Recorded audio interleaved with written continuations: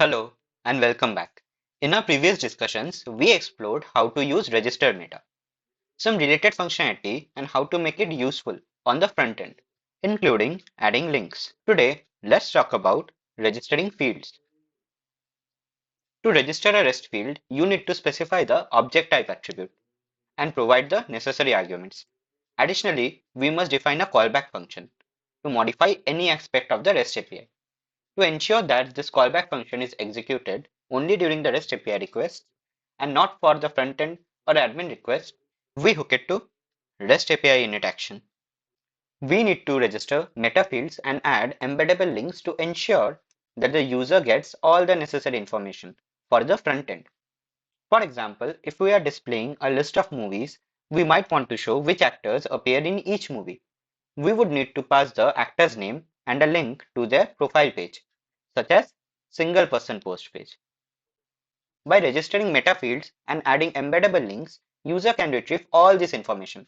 However, embedding data can sometimes be time consuming. This is because the system fetches all the REST API responses for the provided links in a single request and then embeds them into response. Depending on the amount of content on your site, this process could slow down performance. We can simplify the process using the register REST field function. Here I have created another function called MLB register REST field and hooked it to the REST API init action. This ensures it is executed only when a REST API request is made. Within this function, I am calling the register REST field function. Let's review this in detail. The register REST field function was introduced in WordPress 4.7.0. It accepts parameters such as object type, which defines what the REST API field is associated with, such as posts or comments. In this case, I have passed the movie as the object type because this functionality is specific to the movie post type. Then the attribute name. Here I have used the actors data to avoid confusion with any existing meta keys. Then there comes arguments. This includes get callback and update callback. Here are some details about the default argument. The get callback function retrieves and prepares the data which is returned in the REST API response. The update callback is executed when the movie post is updated via the REST API, allowing modifications to the corresponding meta key. Currently, we have register meta and we can use it to update the callback function.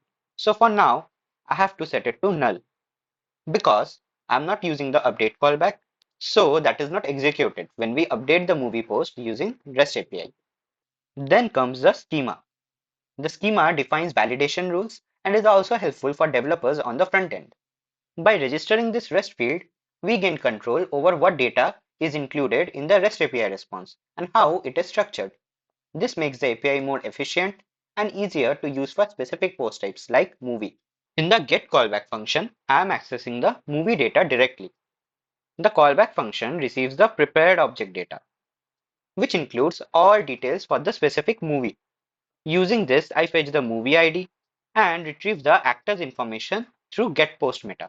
Instead of relying on the register meta field, I directly access the meta using get post meta. This approach is particularly useful when the meta key, example actor, is not registered. In this case, I have retrieved the actor's data and looping through it to extract the title and link. This is returned in an array. For the schema, I have defined description, a brief description of the field, then type, an array that contains all the required information, like a multidimensional array, and then items. The items in the array are object type with properties title and links. The title has a type of string, and the link has a type of string with format URI.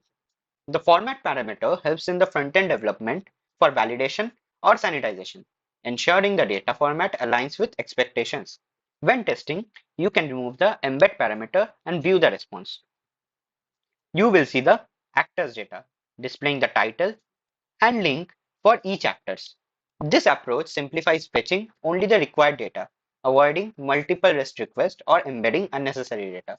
While both register meta and register REST field are viable options, the choice depends on the use case.